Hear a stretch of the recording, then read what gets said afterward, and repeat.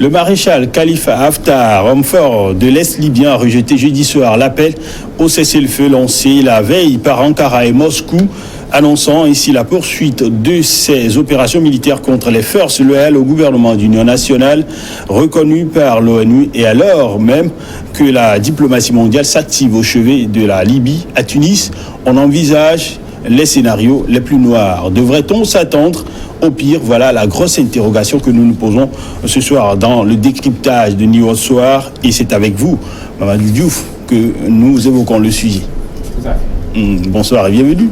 Bonsoir. Merci. Alors, en Libye, aujourd'hui, il existe bel et bien un risque d'escalade.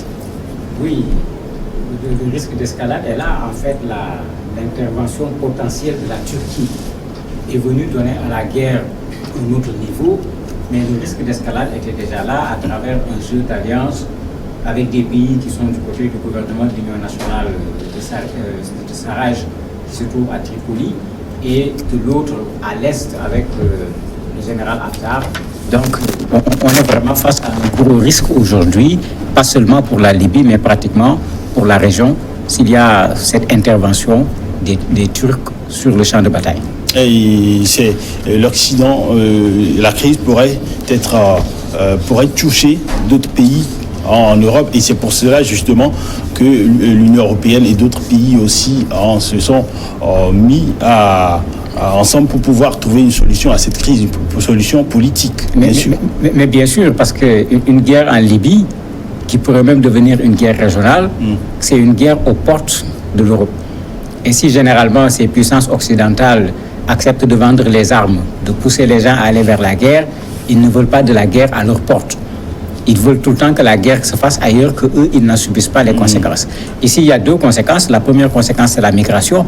Il ne faut pas oublier tout l'effort qu'ils ont fait pour travailler avec la Libye pour bloquer la migration. Oui. Si la Libye se retrouve encore dans une guerre, ça sera le désordre. Les gens prendront le chemin là pour aller vers l'Europe à nouveau. Donc il y a déjà ce problème-là qui est présent. L'autre problème, il ne faut pas qu'on l'oublie, l'Europe est en partie responsable de ce qui se passe en Libye. Ils avaient travaillé à ce qu'on fasse tout pour éliminer le colonel Kadhafi. Ils n'ont pas fait, comme on le dit, le service après-vente. Quand Kadhafi a été éliminé, ils ont laissé les Libyens dans leur guerre interne, et d'autres sont venus s'en mêler, rendant le conflit actuellement beaucoup plus complexe. Et un appel à cesser le feu a été lancé par Moscou et puis Ankara. L'appel a été rejeté par Haftar. Oui, Haftar aujourd'hui sait que si la Turquie intervient, la Turquie permettra au moins une partition de la Libye. Peut-être qu'ils ne pourront pas déloger totalement Haftar, mais s'ils ne le délogent pas aussi, ils peuvent parvenir à le faire reculer. Et cela s'est déjà vu parce qu'en juin dernier, vous avez la ville de Garian que Haftar avait pris. Haftar, et le siège d'Haftar, il ne faut pas qu'on l'oublie, il se trouve carrément à l'est, à Benghazi, à 1000 km de Tripoli. Quand il a commencé son offensive, il avait besoin d'un poste avancé, à partir d'où il organise ses attaques. Il avait pris la ville de Garian. Oui. Quand le gouvernement de l'Union nationale a saisi les Turcs ont appuyé le gouvernement de l'Union nationale qui a repris cette ville, à partir de laquelle Haftar organisait l'offensive contre Tripoli. Et ça, Haftar ne l'a jamais pardonné à la Turquie. À l'époque même, il disait qu'il allait s'en prendre aux intérêts de la Turquie au niveau de la Libye. Donc les gens disent les Turcs, comme si les Turcs ne sont pas encore intervenus, alors que voilà un exemple d'intervention en juin, sans compter que la Turquie avait dit clairement « je vends des armes au gouvernement de l'Union nationale » parce que c'est eux le gouvernement officiel reconnu par la communauté internationale. Et aujourd'hui, beaucoup d'intérêts est en jeu. L'intérêt de la France, on a vu Yves Le Drian, le ministre des Affaires étrangères de la France, qui s'est également exprimé par rapport à la crise en Libye. Oui, il y a d'énormes intérêts qui sont en jeu. Il y a vraiment d'énormes intérêts, et on risque, à cause de ces intérêts, d'assister à une guerre par procuration. Puisque quand vous prenez le cas du gouvernement de l'Union nationale avec Saez Al-Farraj, il est soutenu surtout par la Turquie, par le Qatar, par l'Italie également. Parce qu'on l'oublie souvent, il y a eu un conflit même entre l'Italie et la France au niveau de l'Union européenne, parce que chacun avait proposé une feuille de route, et les deux feuilles de route, on avait du mal à les mettre ensemble. Du côté du général Haftar, vous avez l'Égypte surtout, les Émirats arabes unis, vous avez l'Arabie saoudite, vous avez également la Russie, vous avez aussi la France qui reconnaît le gouvernement officiel, oui. mais qui tout le monde sait que la France soutient Haftar. Tout le monde se rappelle qu'Haftar, quand il a fait sa crise, il a été soigné dans un des meilleurs hôpitaux de la France.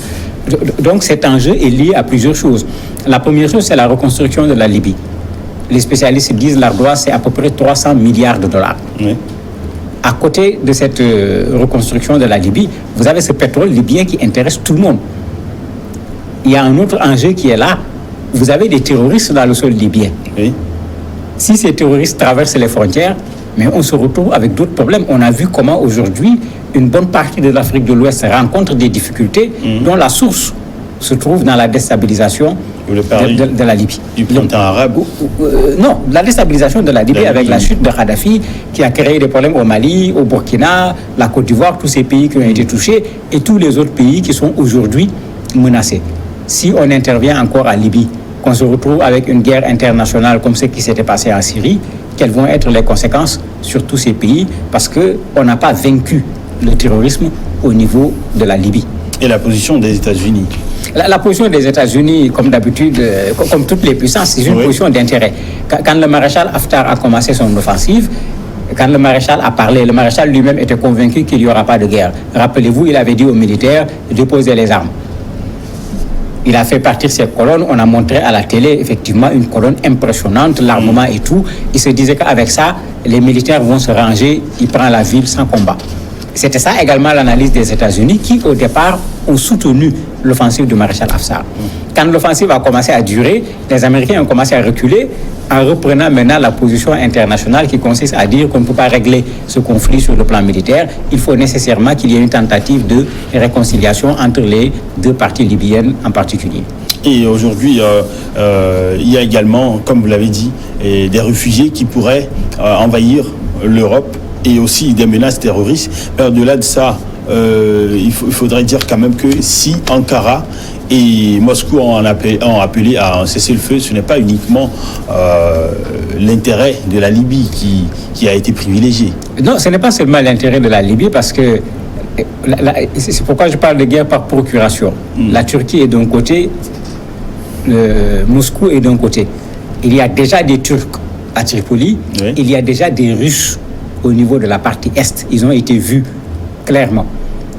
Quand il y aura guerre, indirectement, il y aura une guerre entre la Turquie et la Russie. Ce qu'il faut éviter à tout prix. Ils veulent l'éviter à tout prix parce qu'il ne faut pas oublier qu'en Syrie, ils n'étaient pas opposés. Tous les deux étaient alliés au président Hafez et la Russie en particulier est en train de vendre des armes à la Turquie, ce qui avait créé même une brouille entre la Turquie et l'OTAN et en particulier les États-Unis qui n'acceptaient pas que les Turcs puissent acheter des armes russes au lieu d'acheter des armes américaines.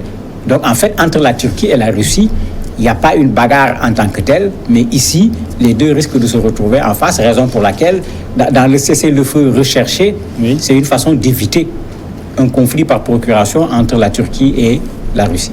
Alors, dans ce cessez-le-feu, Moscou et Ankara mettent quoi dans la balance pour pouvoir dissuader les deux parties à pouvoir se retrouver encore? Malheureusement, ils n'ont pas grand-chose à mettre dans la balance. Parce qu'ici, la Libye, c'est une chose.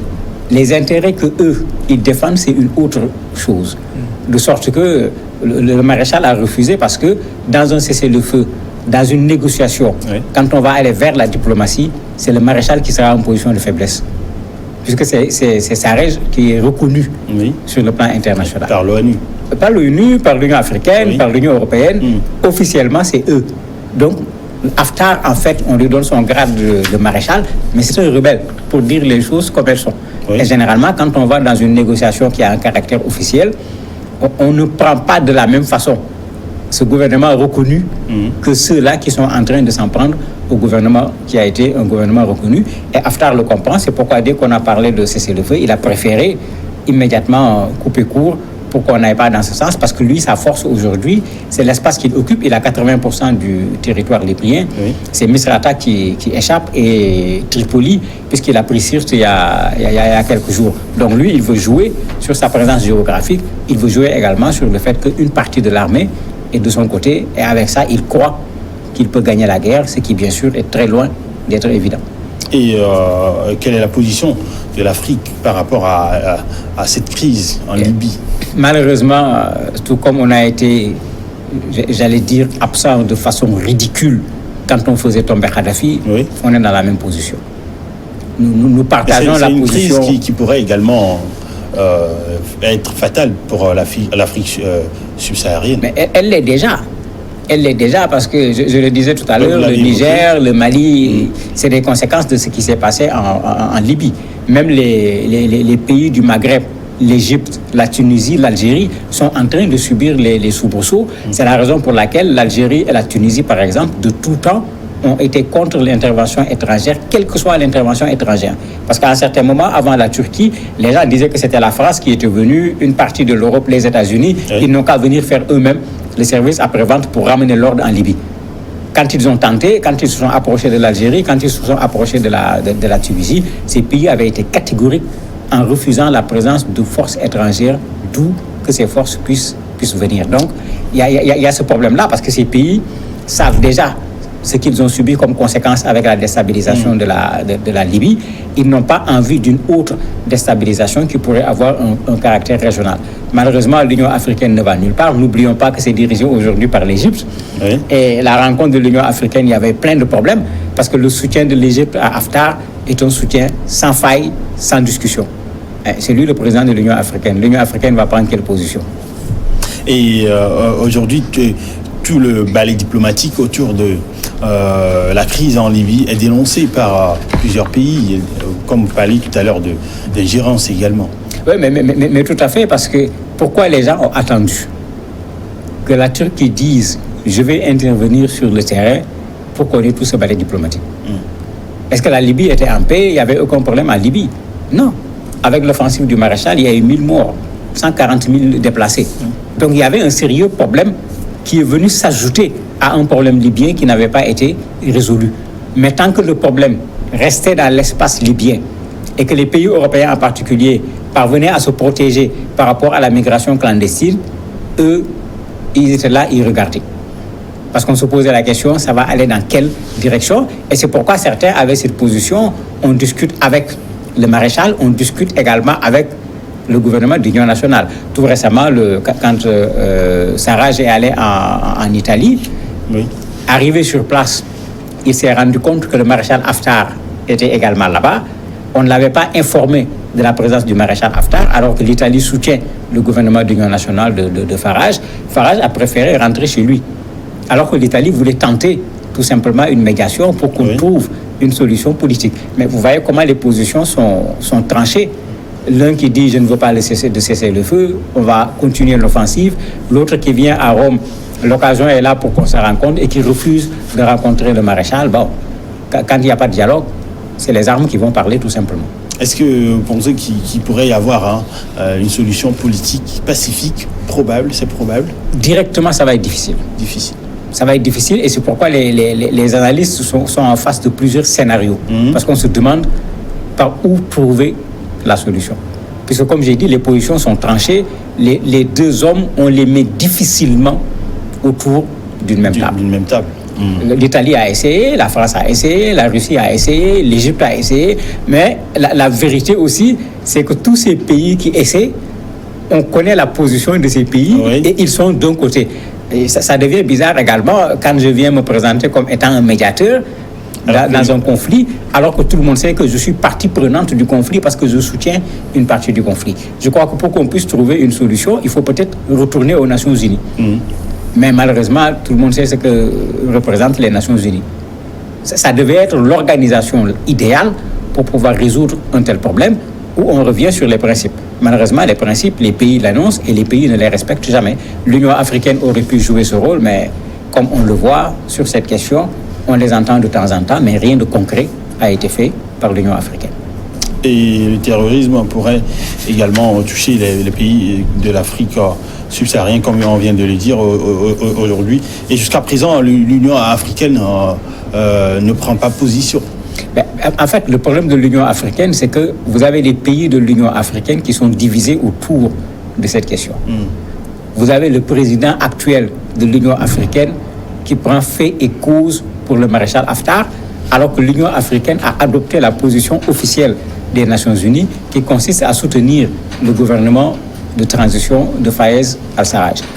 Vous voyez qu'on est là en face d'un problème où, tout comme les Européens ne parlent pas d'une seule voix sur la question libyenne, les Africains également ne parlent pas d'une seule voix sur la question libyenne, et ça participe à la difficulté à résoudre ce problème, parce que dès que vous prenez une entité en espérant que cette entité va pouvoir faire pencher les choses d'un côté, à l'intérieur de l'entité, les gens ne parlent pas le même langage sur la question libyenne. Et cette crise aujourd'hui, le général Haftar demande à ce que certaines conditions soient remplies avant un cessez-le-feu. Il veut entendre, il veut dire quoi par là, voilà, justement. En fait, il a toujours posé des conditions, tout comme de l'autre côté, on a posé des conditions. Et c'est ça qui rend difficile la médiation. Puisque pour le gouvernement d'Union nationale, c'est nous qui sommes officiels, c'est Haftar qui est le rebelle, il doit poser les armes. Pour Haftar, non, c'est lui qui représente la Libye, parce que géographiquement, il est bien placé. Il se considère comme le champion également de la lutte contre le terrorisme. Il accuse même le gouvernement de l'Union nationale d'être un peu de connivence avec les milices terroristes, etc. C'est le langage qui tient pour avoir le soutien également d'un certain nombre de puissances occidentales. Vous voyez, en ce moment, quand chacun pose des conditions de la sorte, il devient difficile de s'asseoir même autour de la table, encore plus de discuter. Mais quand même, on peut être optimiste. Il y a des chances. Pour l'instant, on ne peut pas être optimiste parce que la Turquie semble déterminée à intervenir, et l'intervention de la Turquie ne va pas résoudre le problème, il va rendre le problème encore beaucoup plus compliqué. Peut-être après l'intervention de la Turquie, les Nations Unies, on l'espère, vont prendre leurs responsabilités. Merci Mamadou Diouf d'avoir été des nôtres. C'est moi qui vous remercie. Et merci également à vous, nos chers téléspectateurs. Niveau Soir se poursuit.